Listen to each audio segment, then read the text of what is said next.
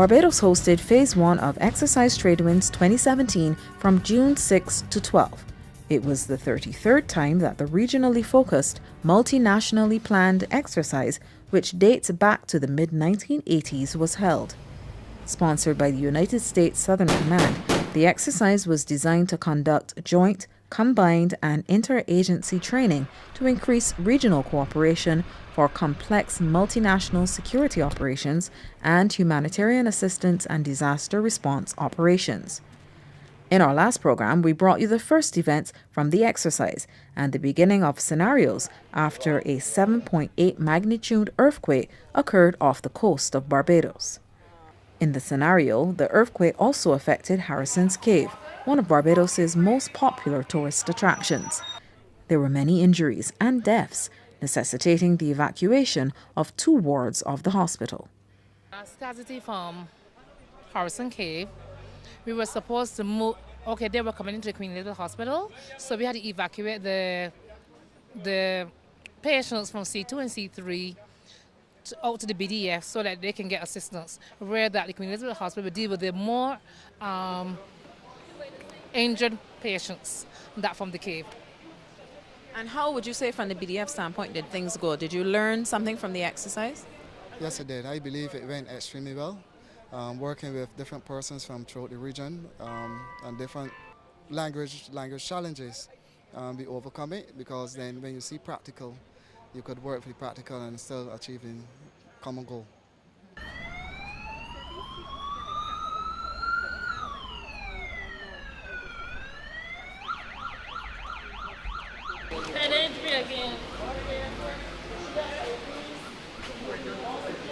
Do you think that this is something that would be good for the nurses, the hospital, the BDF to do more regularly? Yes, I think so. To help bring out, especially as I work accident emergency, we have a lot of challenges down there.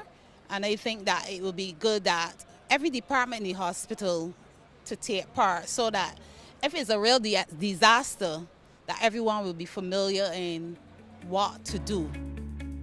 As another day broke, as could be expected, there was a strong aftershock.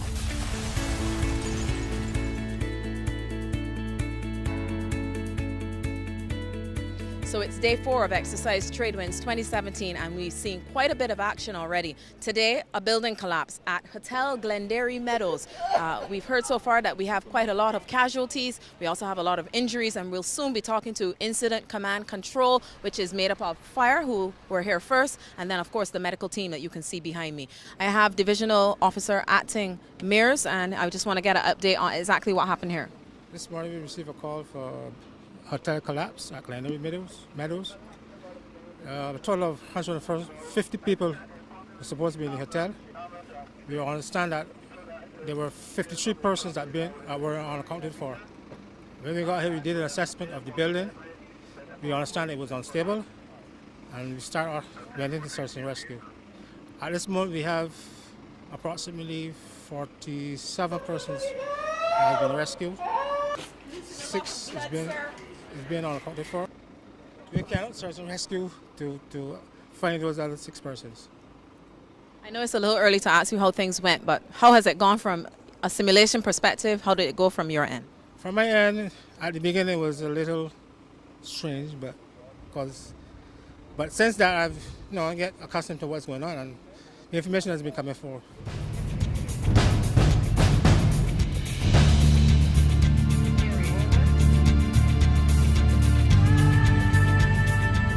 I have Chantel Youngboy. She is the doctor in charge of this scene today. Tell us how things went for you on your end.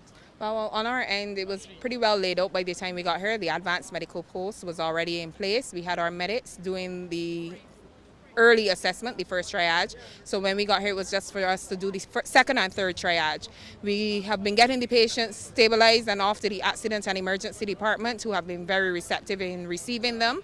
And so far, so good. Everybody's falling into line and doing what we're supposed to do. Fire was first on the scene. Were you happy with the response time from your end? Was that normal for them to come in, start to at least put them in categories and then go from there? Well, yes, that's what the mass casualty management training for the Barbados country is like. The person that the first responder on scene is supposed to do the scene survey, do the scene setup, so that by the time the medical staff comes from the emergency department, everything is already in place. We're really happy that y'all could be a part of Tradewinds. What was it like for you being a part of this? You seem as though you were really into the action. The adrenaline seemed to have been flowing. I like it. I thought it was fun. It was fun for me. I like these sort of events.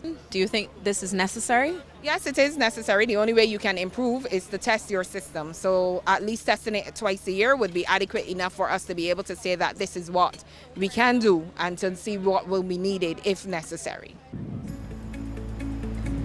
After an earthquake, there is always the chance of aftershocks, which can cause damage to buildings, roads, and the coastline, and result in tsunami.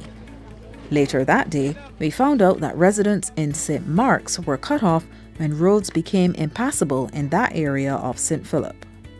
So one of the residents' phone was still on and was able to get a call out, and they requested assistance. And the only way that they can get from the community now will be via the sea. So the MOC, the Maritime Operations Center, has canvassed all the assets in the area to include the LCUs, the foreign vessels, as well as the small boats to ensure now that they can take these persons, ferry them onto the vessels, and then take them to a safe port. And what vessels are we using today? They're going from here in what to what? Yeah, they're going to be going from here using the small boats, or the Barbados small boats, and from there they'll be going on to the USA LCU vessel, which is a landing craft utility vessel, and then also to the OPV, Barbados' OPV. What will happen is that all of the persons will be transported on the LCU because that is built for that, and the LCUs, along with the small boats on both of these vessels, will come to assist. We have at least 122 persons that have been displaced, so the intent is to get them and their possessions back to safety for the time being. What are your expectations for timelines today? What time do you start? What time do you hope to get there? Well, the evolution, because we're on the east of the island, we're looking to transport these 122 persons using one of the assets within 45 minutes to an hour. And that includes moving from here, getting on, over to the boats, they have to climb on and backward. So it is a process. Some of the things that the captains have to take in consideration that will affect this is obviously we're on the east, so the tide will constantly be pushing them in. So they got to try to stay out as much as possible and not to get on the reefs. And those are the factors that play on how long an exercise like this can take. And so we set off. But it wasn't an hour. And this was the east coast of Barbados.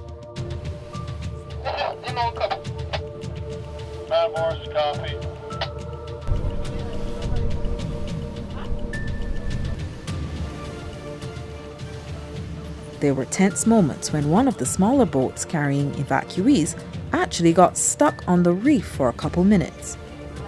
They eventually made it off with no injuries, but there were many challenges in moving us to the Coast Guard cutter. As the first boats pulled up to the HMBS Rudyard Lewis, we watched with trepidation as we saw the two ways we could make the transfer.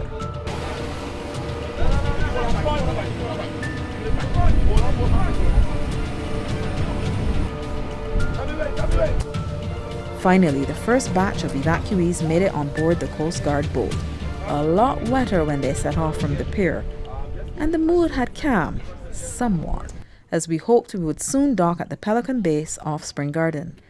But it was not meant to be for several more hours.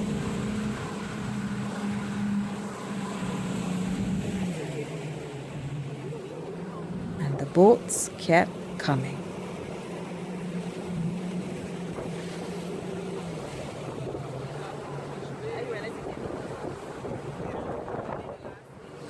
Oh, here we go. There we go. Yeah. Lovely.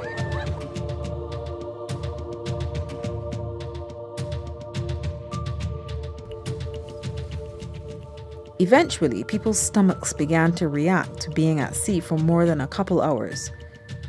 Through it all, the crew did all in their power to make the evacuees as comfortable as possible. To use the washroom, one of the crew members, so what you will take you on the inside, the bathroom heads, what you call the bathroom. Bathroom is downstairs and below. After 4 hours, we finally set off up the east coast, around North Point, to head west towards the Pelican BDF base at Spring Garden. And surprisingly, Despite the discomfort, the volunteers welcomed the experience. First, I must say, this is my first experience being out at sea, yeah. And it's both good and bad, yeah. Because the good part is that I'm glad to be rescued. But the bad part is the part where, you know, some persons are throwing up and all of that. I don't like that aspect at all, right? But I'm glad for the experience, yeah. And I think I'll do it again. It will just notify your shortfalls, yeah, so you can be prepared for the actual thing if it should happen, yeah. I think it was a good experience to come and actually get on the water and get the feel of the boat and the transfers and stuff. It actually makes it feel like the real thing, and it was a good experience, and I'll do it again. And I really wanted to do this one because a lot of people are scared of the water, and I live in an area close to the shore, so it was something that I really wanted to do to get the feeling. And I think it should happen more often, and I think the public really needs to get involved with it and really get the feeling so that they will know what to do in the event that we really have a disaster. Just after 8 p.m., we finally arrived at HMBS Pelican and were greeted by the Chief of Staff, who commended the volunteers for their resolve. Whether it be on exercises like Tradewinds, at sea or on land, we look forward to keeping this community of volunteers, this partnership, this unit, alive and strong in the future and in the years ahead. Thank you very much. God bless. And when you travel, get home safe.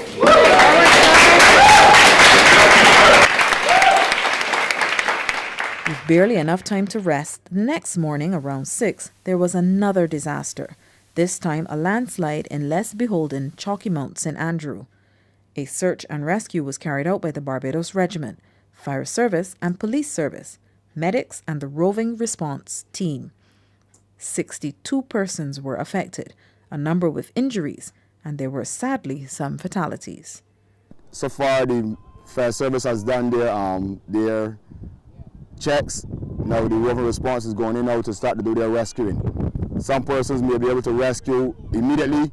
Some may have to dig. Maybe even go calling the sniffer dogs to actually do a search for some people. Meanwhile, in St. Michael, a number of people were boarding the Jolly Roger and MC Buccaneer for morning cruises along the west coast of the island, under the watchful eyes of the Barbados Coast Guard. So it's day 5 of Exercise Tradewinds, and boy is it going to get interesting. It's the last day with simulations, and as I hear it, today is going to be especially interesting. I think you might actually see some people getting not only wet, but in the water today. So we're on the Jolly Roger, and from what I hear, there's going to be a bit of a collision, but these folks don't know that yet. No one will get hurt, I'm sure. So stay with us as we show you how things go, how the Coast Guard will respond to the possibility, a very real one, which could happen, of the Buccaneer and the Jolly Roger if they were to ever collide. Stay with us and see the action. Everyone was having a nice time when tragedy struck. The Jolly Roger and the MC Buccaneer collided, causing panic and injuries, and forcing many people to enter the beautiful but deep waters. The crew, who had both been trained in crisis management, sprang into action, tagging the casualties and fatalities. A U.S. chopper and the Barbados Coast Guard were soon on the scene.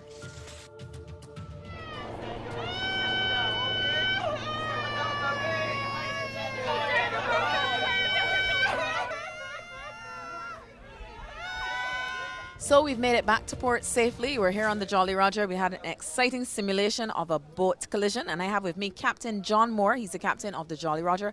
What did you learn from today's exercise? A boat collision? We hope will never happen, but what did you learn that you can use for future reference?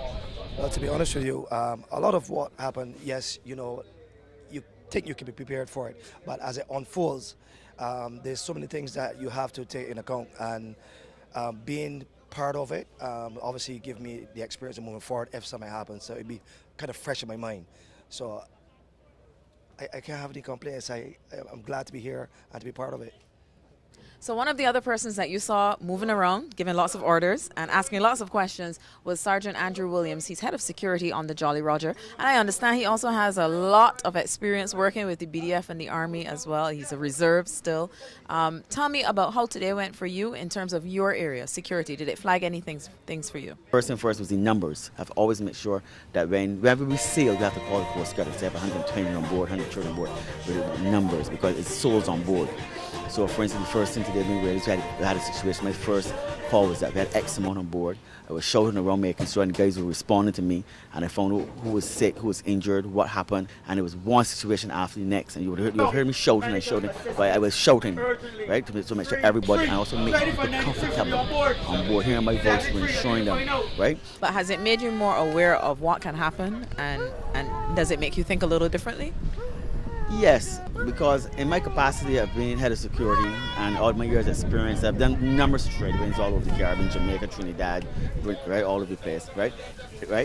You have to be on top of your game because I call it curveballs, right? In the first few seconds of a war, no matter how you plan, all of that planning goes through the door. So I could come on the boat, like today I came on the boat looking for one thing to happen and then something else happened. I have to be on top of the game because when the captain asks me how many people on board again, how many people sick, how many people injured, right?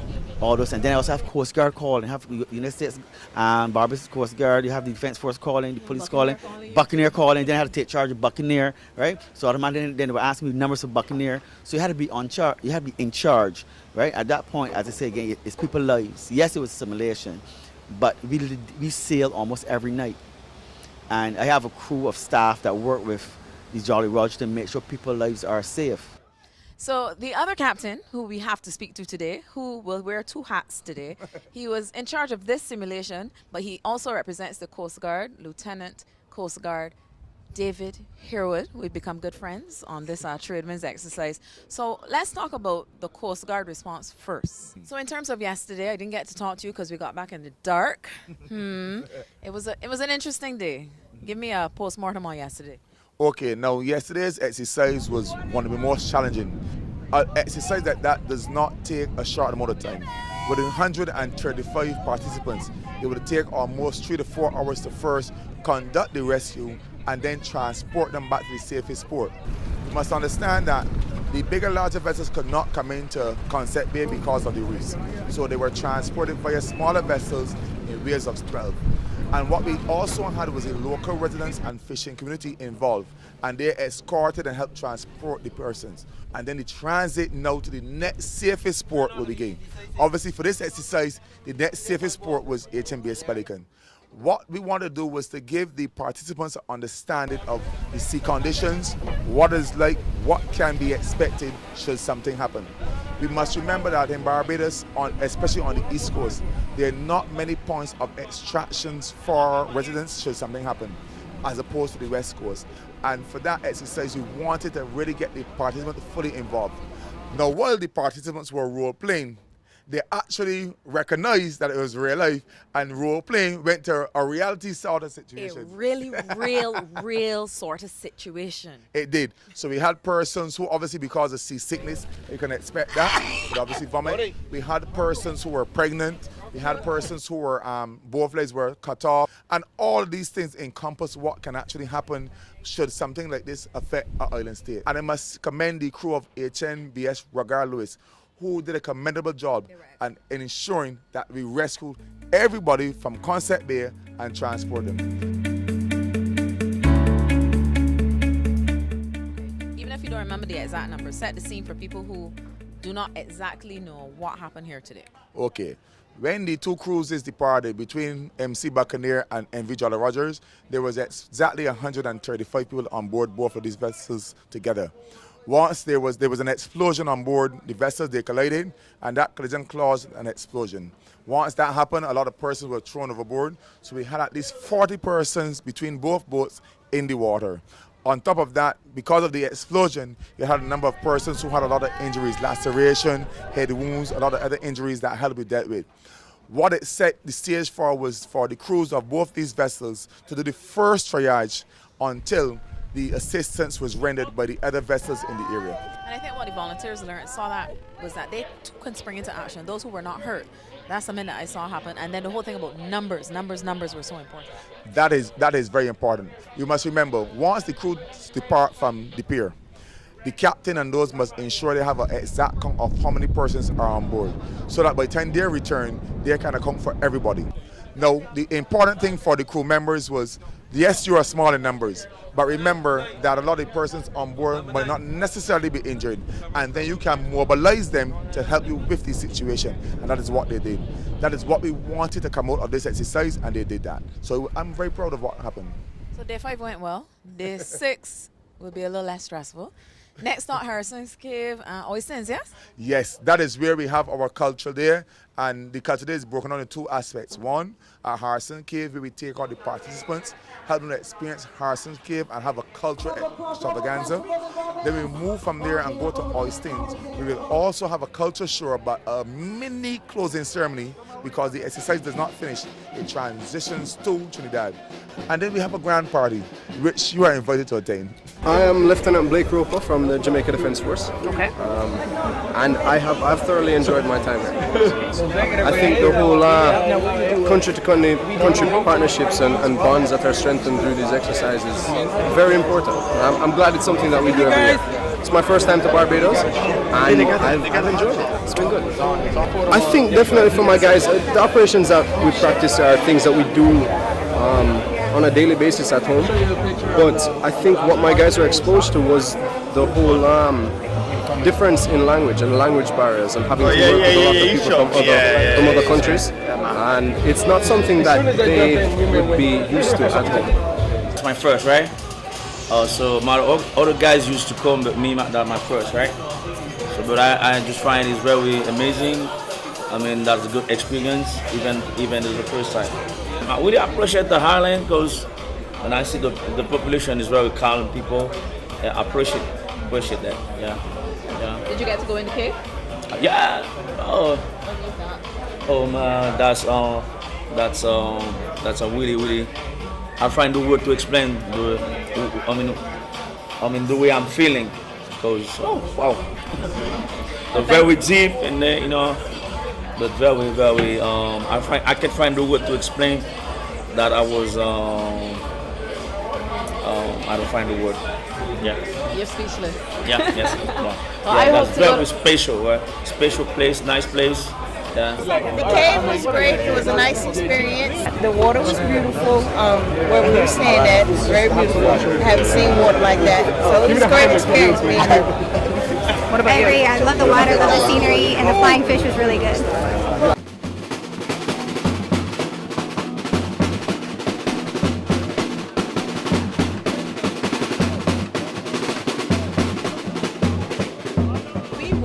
Of the entire Tradewinds exercise. We actually had one of the scenarios here last Friday, and as a part of that, of our involvement in the entire exercise, we thought that we needed to have all of the troops here to be exposed to one of Barbados' jewels, not only because of the involvement in the exercise, but because of the significance of the attraction to Barbados. So we wanted to have them here for the day. So, yeah, it was actually a significant undertaking for us, because obviously the nature of our activity here, we are very mindful of our safety procedures, etc. So our involvement with Tradewinds this year, it was great for us to get that exposure. We did a number of training exercises leading up to the actual event last week.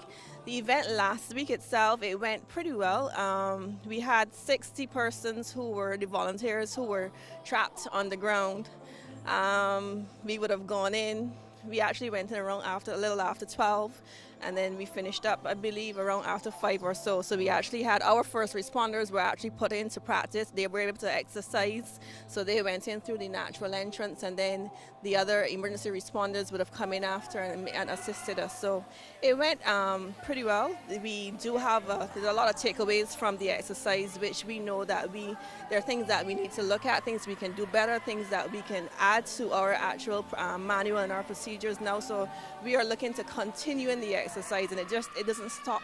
I think it's very important for the troops to be able to actually put into place some of the things, some textbook and classroom things that they would learn, but also to get out into the field. But it was good to see the volunteers getting involved as well. And I think from that perspective, it also opened a lot of persons' eyes to what we actually do and the risk that our day-to-day activity and what the troops also would have to go through in the event of any emergencies and stuff like that, and what they would have to do in terms of the rescue missions, etc. The exercise Tradewinds was an experience.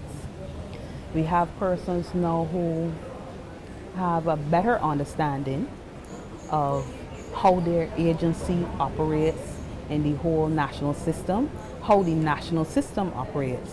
We also have a cadre of potential volunteers for our community disaster management program, and we also have a public that is now more informed.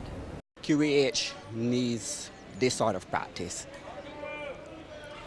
The more you practice, the better you will be, because when the actual event happens, you will have an idea of what to do, and automatically you can go into the role you train for and operate at your maximum. I think of it as a learning experience, and it's something that everyone should get into, because you never know, we may be in a situation where we will have to participate and give of our best and help others.